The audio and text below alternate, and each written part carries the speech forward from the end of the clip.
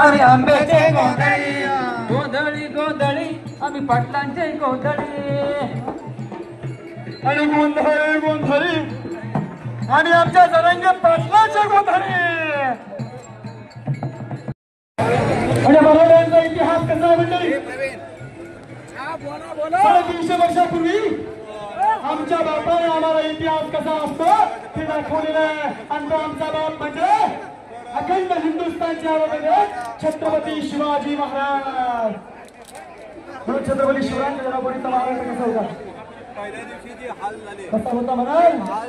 आळंदी जिल्ह्यातून एकत्र येऊन आदिलशाही, निजामशाही, इमामशाही, मोगलशाही या पाचही पातशाह्यांना त्या महाराष्ट्राला हैराण करून टाकलेलं, काही वाचवलेलं होतं.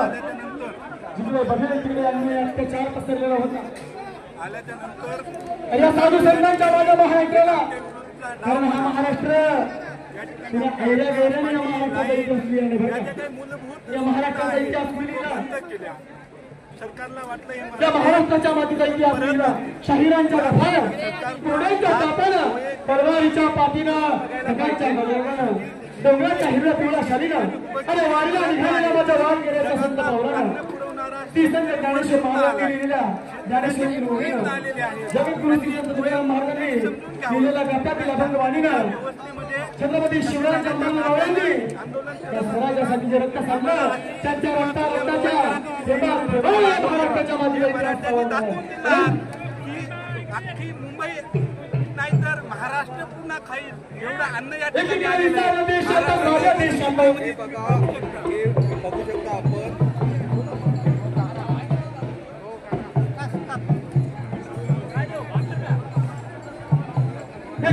साऱ्या देशात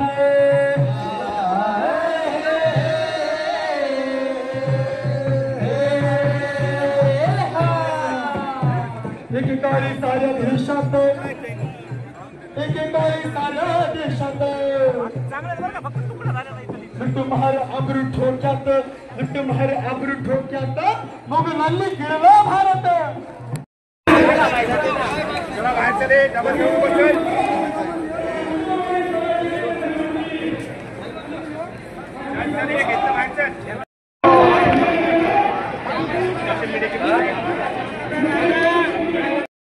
आपण जर ग्राउंड पाहिलं, ग्राउंडची अवस्था जर पाहिली, या ठिकाणी वरुण राजानं जवळजवळ 3 दिवसापासून पावसाचं आगमन झालेलं आहे. आणि अशा परिस्थितीत माझा मराठी बांधव अशा चिखलाच्या परिस्थितीमध्ये या ठिकाणी या ग्राउंडमध्ये उपटणाला जरांगे पाटलाचं समर्थन करण्यासाठी या ठिकाणी बसलेलं आहे.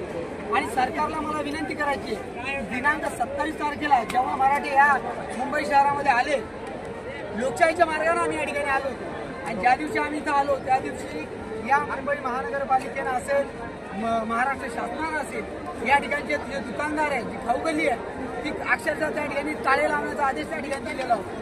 त्यांचं कदाचित त्यांच्या मनामध्ये असं असेल की शेतकरी हा उपाशी कुठे राहून किती दिवस या ठिकाणी टिकणार आहे. परंतु आपण पाहता मुंबई शहरामध्ये आज या ठिकाणी महानगरपालिकेच्या समोर जर आपण पाहिलं, जवळजवळ 100 अशी वाहनं आहेत की ज्या प्रत्येक वाहनामध्ये भाकर असेल, समोसे असतील, चटणी असेल, जे काही शेतात पिकणारा माल आहे, शेतकरी कष्ट करून जे काही त्याच्या घरामध्ये जे पिकवतो, जे उत्पन्न करतो, त्यामधला काही हिस्सा भाग या ठिकाणी त्यांनी या मराठी बांधवांना खाण्यासाठी या ठिकाणी आणलेला आहे. आणि मला एकच सांगायचं की अख्ख्या जगाचा पोशिंदा हा शेतकरी आहे. आणि या गैरसमजुतीमध्ये आपलं शासन आहे की यांचं खाण्यावरून कसे हाल होतील का. मला आपल्या माध्यमातून सांगायचं की अखंड जगाला जर शेतकरी पोसत असेल, माझ्या या बांधवांना पोचण्यासाठी शेतकऱ्याला फार असं काही अन्न लागणार नाही. आणि मी शासनाला एक सांगतो की जर या ठिकाणी शेतकऱ्यांना मनात आणलं, अख्ख्या मुंबईला 1 महिना पुरेल असं राशन 8 दिवसामध्ये या ठिकाणी उपलब्ध होईल. आणि यानंतर शासनाला मला एक पुन्हा सांगायचं आहे, आज एक मी ह्या दादांना सांगू इच्छितो की मुंबई आहे ना, ती भाकरी खाते, ते ह्या मराठा समाजाच्या शेतातून येणाऱ्या भाकरीतून येते, तो दुसरीकडून कुठून येत नाही.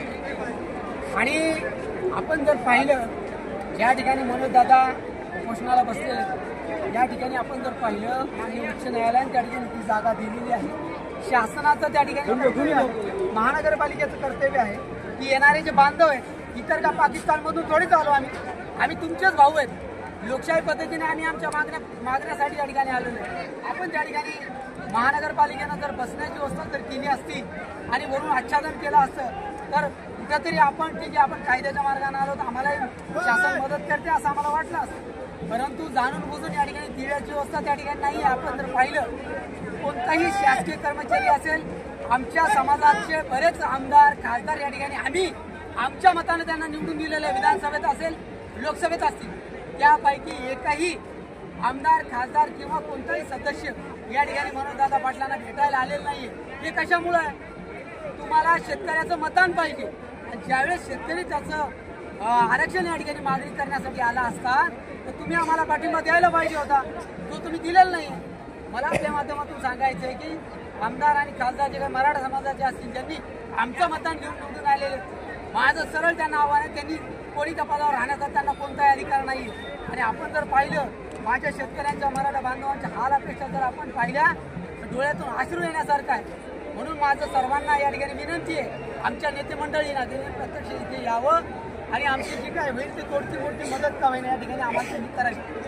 आणि आरक्षणाबद्दल सांगायचं झालं तर आपण पाहिलं मनोजदादांनी अख्खा आयुष्य त्यांचं या ठिकाणी गेलेलं आहे आणि त्यांनी आरक्षणा या ठिकाणी उपोषणाला बसण्यापूर्वी त्यांनी सांगितलं आम्ही त्या ठिकाणी त्यांना बातचीत केली तर त्यांचं असं म्हणणं होतं की माझे आता फार दिवस राहिलेले नाही आहेत मी आता जास्त दिवसाचा पाहुणा नाही आहे. यावरून आपण जर लक्षात घेतलं तर त्यांची जी शारीरिक क्षमता आहे ती आता उपोषण करण्यासारखी नाही राहिलेली आहे आणि शासनाने याकडे लक्ष द्यावं की आज जर मनोजदादांचं जर काय बरं वाईट झालं आम्ही लोकशाही पद्धतीनं त्या मार्गाने आम्ही शांततेच्या मार्गाने या ठिकाणी आंदोलन करत आहोत. कदाचित त्याचा उद्रेक हा उद्याच्या काळामध्ये वेगळ्या पद्धतीचं होणार आहे.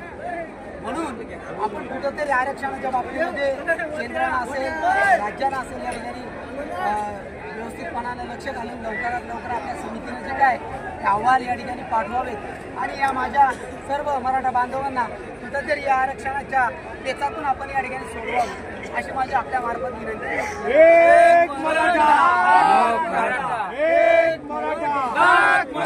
छत्रपती शिवाजी महाराज